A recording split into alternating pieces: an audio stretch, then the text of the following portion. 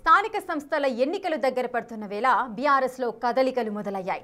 జూబ్లీహిల్స్ ఉప ఎన్నికలో ఓటమి తర్వాత పార్టీలో అంతర్గతంగా జరుగుతున్న చర్చలను దృష్టిలో ఉంచుకొని డ్యామేజ్ కంట్రోల్కి చర్యలు చేపడుతోంది.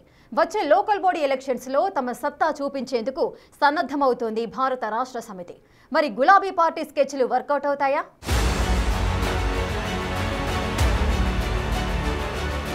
జూబ్లీహిల్స్ లో ఓటమి పాలైన తరువాత బీఆర్ఎస్ పార్టీ ఆత్మవిమర్శలో పడింది. ఎక్కడ తప్పు జరిగింది, ప్రజలు తమను ఎందుకు నమ్మలేదు అన్న అంశాలపై లోతుగా సమీక్షిస్తోంది. ఇందుకోసం జూబ్లీహిల్స్ నియోజకవర్గం నాయకులు, కార్యకర్తలతో ఓ సమావేశాన్ని ఏర్పాటు చేయనుంది. అందులో భాగంగానే గ్రేటర్ పరిధిలో ఉన్న ముఖ్య నాయకులు, మాజీ మంత్రులు, ఎమ్మెల్సీలు సహా క్యాడర్ను సిద్ధం చేస్తోంది.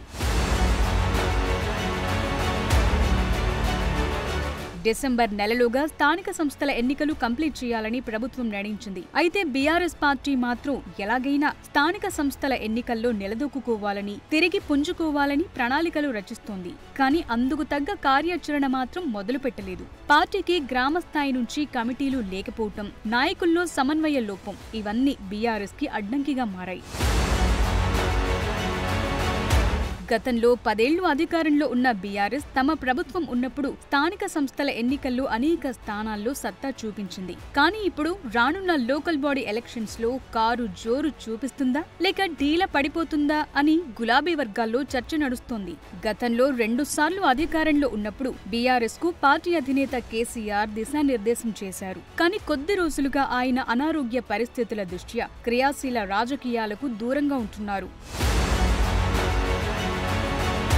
బీఆర్ఎస్ అధిష్టానానికి మాజీ మంత్రులు, ఎమ్మెల్యేలకు మధ్య సమన్వయం లేకపోవటం, వీరందరినీ ఏకతాటిపై నడిపించే దిక్సూచి కరువవటం పార్టీకి తీరని లోటుగా మారింది. పార్టీ వర్కింగ్ ప్రెసిడెంట్ గా కేటీఆర్ ఉన్నా కూడా గులాబీ నాయకుల్లో ఐక్యత మాత్రం కనిపించటం లేదు. అందరినీ కలుపుకుని పార్టీని ముందుకు తీసుకెళ్లటంలో కేటీఆర్ తగిన పాత్ర పోషించటం లేదని ప్రత్యర్థి పార్టీల్లో విమర్శలు వెల్లువెత్తుతున్నాయి. పార్టీలో ఇన్ని లోపాలు, సమస్యలు కొట్టొచ్చినట్లు కనిపిస్తున్నా పార్టీ అధిష్టానం మాత్రం వాటిని పట్టించుకోవటం లేదు. పార్టీని బలోపేతం చేయకుండా, నాయకుల్లో సమన్వయం తీసుకురాకుండా తూతూ మంత్రంగా సమీక్ష సమావేశాలను నిర్వహించి ముందుకు వెళుతోందనే గుసగుసలు వినిపిస్తున్నాయి. మరీ చూడాలి వచ్చే స్థానిక సంస్థల ఎన్నికల్లో బీఆర్ఎస్ ఎలాంటి ప్రణాళికలతో ముందుకెళుతుందో.